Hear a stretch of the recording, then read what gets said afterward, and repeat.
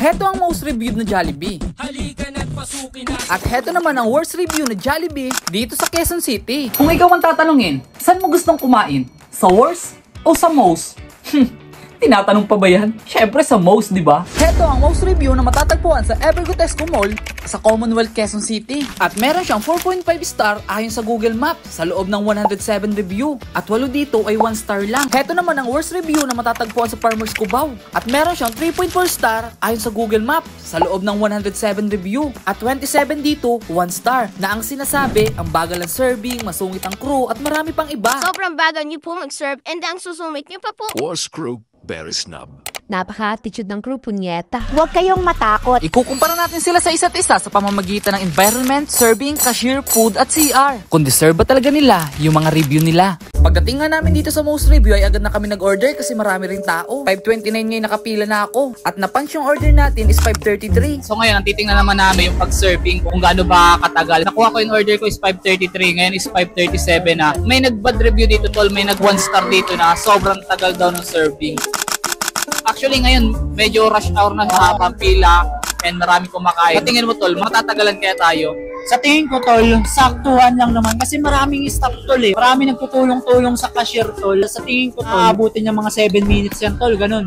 Yan yung malalaman natin kaya tayo nandito kung anong review ba talaga. Kung mabilis nga ba yung serving dito o hindi. Baka ikaw na pala tinatawag. Agad ko lang tinignan yung resibo, baka sakaling ako na. Tayo na nga tol, oh. 3:07 na. So yun guys, tinatawag na kami. Sakto-sakto tol, hindi, 6 minutes tol, 6 minutes. Lang pala, mabilis tol, mabilis. Mas mabilis sa sinabi mo, 7. So tinatawag na ako, pupunta na ako. Hindi nga ako makapaniwala sa sobrang bilis ng servings dito. 6 minutes lang. Tol, napakabilis sa serving, 6 minutes lang na ina-expect mo, 7 minutes. Pero mas mabilis pa sa ina-expect. Sa tagal ko na kumakain sa Jollibee, tol, ang talagang pinakamatagal na sineserve palabok. Naka-order na ako dito sa worst review Jollibee ng Cubao. Nag-order ako is 7:25 pero 7:28 na. Meron tayo dito timer na magre-ring. Titingnan natin kung gaano katagal yung time serving nila dito. Mas matagal dito kasi pag pila ko pa lang doon, sinabi sa akin na 18 minutes po yung chicken. Isa yun sa mga sa mga nirarant or mga nire-review na mga 1 star dito na ang tagal ng serving.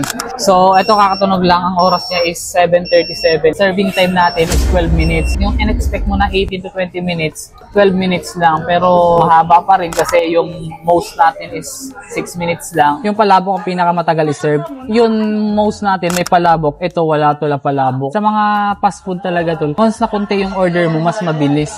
Ito ang unti ng order natin, tinalo pa ng most. Hindi ko alam kung bakit ang tagal mag-serve ng worst. Kung iisipin mo, 24 hours naman sila. Bakit nagtitipid sila ng chicken? Pag alam nilang paubos na, dapat nagpiprito na agad sila. Hindi yung hinihintay pa nilang maubos bago sila magprito. Hindi mo rin masabing kulang yung crew kasi ang dami nila. Pero hindi na masama kasi 12 minutes naman yung serving sa atin. I-review natin yung chicken, tol.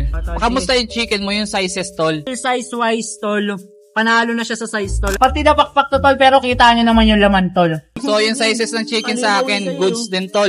Na ayos din, malaki din. Pinakita akong review dito tol. Masarap yung chicken kahit maliit. Ibig sabihin kahit maliit, dalawang chicken yung na-order natin, pero malaki. Makikita mo naman sa chicken kung gaano kasarap. Juicy. Masasabi natin na hindi luma yung chicken niya kasi mainit pa, nagmamantika yung juicy siya at hindi siya tuyo. So yung mga kaibigan, i-check naman natin yung chicken tol, yung laki. As you can see tol, medyo may kaliitan tol. Kaganina ito rin yung sa akin, 'di ba? Pakpak din, pero mas malaki dito tol. Medyo plain siya tingnan tol, parang walang kamanti-mantika. Ayun, plain na plain. Yung parang vibes ng manok dito, parang yung mabuboring kakainin. Yung parang walang kadating-dating.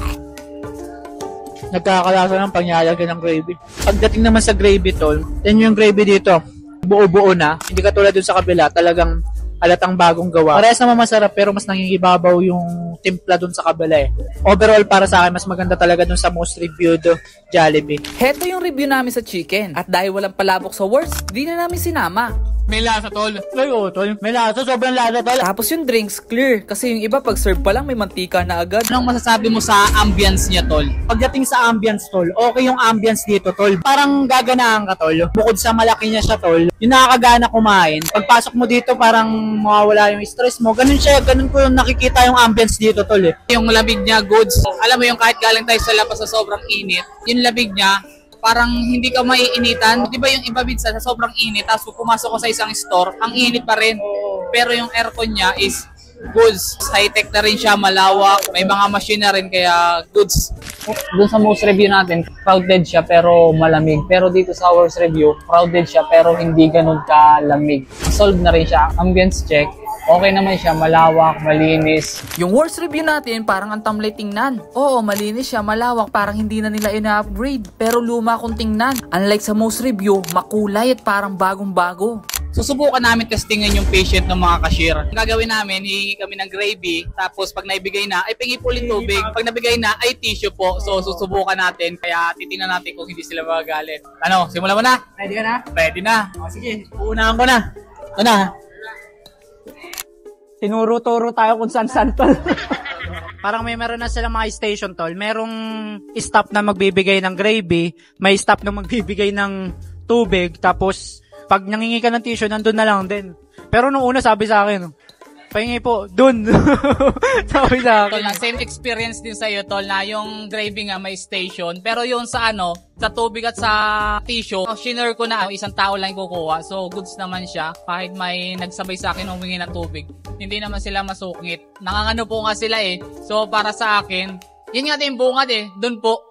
Parang yung pahingi pong gravy. Doon po. Dito naman tayo sa worst review. Marami nagre-review dito na masusungit daw yung mga cashier. Kaya heto kami. Susubukan kung totoo nga ba talagang masusungit ang cashier dito. Ang kinaganda naman dito, yung gravy dito may pump sila. So hindi na kami makakahingi ng gravy. Ma'am, excuse me po, pwede po makihingi ng tubig? Ma'am, pwede rin pala makihingi ng tissue. Ready na pa yung tissue dun eh. Hindi na nahirapan eh. Ayun tol, medyo matagal yung pagbigay. Pero nabigyan naman tayo. At di naman tayo nakarinig ng kung ano-ano. Medyo nakasimangot siya pero di naman siya yung parang nagre-reklamo. Based on my experience, di naman masusungit yung mga cashier.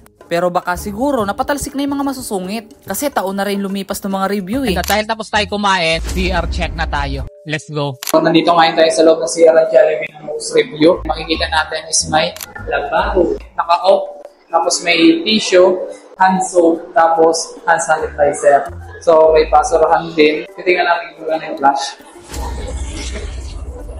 Goods, wala nang bidet. And may din na panlalaki. Goods. Meron din siyang dyan tol, oh. Parang labasan ng hangin, di ba? Para pag may mga sumisiar, nawawala agad yung amoy. Okay. Malinis, malawak, yun, wala lang bidet. Hindi tayo makapag-bidet check. At the same time, kompleto tol. Wala ka nang hahanapin dito. Meron pala, bidet lang, pero overall okay naman. Solid. So, ganito ang CR dito. Kung makikita nyo, ang style dito ng CR ay parang public toilet. So, may flush din. Gumagana yung flush niya. Wala tissue. Ubus na yung tissue. Mabasa-basa lang dito yung sahig tapos yung mga ihi hindi agad lumulubog. Medyo negative yung CR dito. May amoy tapos public. Yun.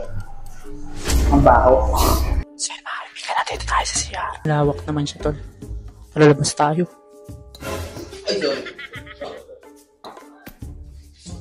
Sa sobrang daming labas-pasok sa CR, hindi na masyado naka-review si Yang Kido. Malawak naman tol, kaso nakakaya magsalita kasi marami mga tao. Pero about sa lawak, malawak siya. Yung amoy tol, medyo mabaho tol. Hindi katulad sa kaganina, may ventilation kasi doon. Kaya lumalabas yung baho din. Tapos sa kabila kaganina tol, kompleto. Although meron man sila, pero walang mga laman. Hindi natin masabing hindi na nilalagyan or walang nag-aasikaso agad-agad. Pero kung ako ang tatanungin, mas convenient itong sa worst. Doon pa lang sa hiwalay ang babae at lalaki, panalo ka na. Hindi mo na kailangan pang maghintay para matapos yung nasa loob. Hindi na mahalaga kung gaano kalinis yan. Ang mahalaga, nakaraos ka. Kasi hindi lahat ng fast food may CR. Actually, marami akong Jollibee na puntahan na hindi ito yung pinaka-worst na nakita ko. Ang masasabi ko, nakadepende na yan sa iyo kung paano mo tatanawin ang isang bagay. Kung ako ang tatanungin, halos hindi naman sila nagkakalayo. Ang kinaganda lang ng most, yung tipong upgraded na, mukhang bago, masiglang tingnan at maayos yung CR. At kung lahat ng kumakain ay nagre-review, baka ang mangyari, mas most review pa yung worst. Kasi mas maraming kumakain at mas maganda ang pwesto. Siguro sa sobrang daming mga kumakain dito, may mga times na hindi na nasa-serve ng maayos na mga staff, may mga times na hindi na nila masyadong na ano yung kailangan ng mga customers.